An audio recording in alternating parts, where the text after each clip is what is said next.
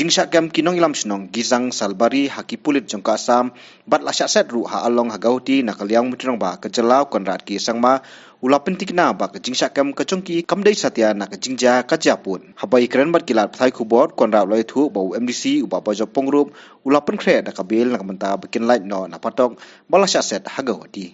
It's not really a border dispute. It's a very complicated case. There were some decisions that were there taken internally. This is as far as I know. I cannot completely say that it's the correct information, but this is the reports that I have received. There were some incidents where some understanding within the village had been there regarding some concerns of development work. And because the process did not move in a certain manner that the village had decided, there was some fine that was imposed on certain people.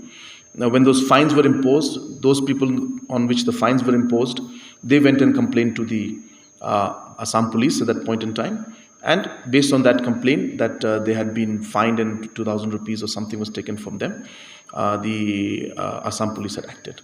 So that is what the information is. But as we speak, I'm told that the local MDC has gone and has moved for bail, and I think the process is on.